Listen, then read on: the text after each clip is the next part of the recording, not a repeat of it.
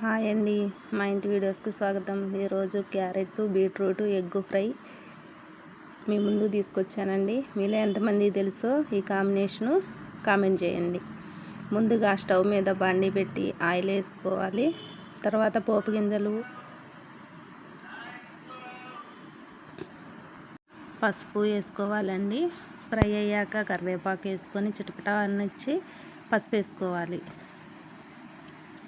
తర్వాత తరిగి పెట్టిన క్యారెట్ బీట్రూట్ ముక్కలు వేసి ఆనియన్స్ కూడా వేసుకొని ఫ్రై చేసుకోవాలండి. సాల్ట్ సరిపడినంత సాల్ట్ వేసుకొని బాగా మగ్గాక ఎగ్గు మీకు ఒకటైనా రెండైనా వేసుకోవచ్చండి. మీ ఇంట్లో క్వాంటిటీని బట్టి వేసుకోవాలి. మొత్తం కలిపి ఫ్రై చేసుకోవాలండి. పచ్చివాసన పోయేంత వరకు హైలో పెట్టుకొని బాగా ఫ్రై చేసుకోవాలి. తర్వాత కారము, ధనియాల పొడి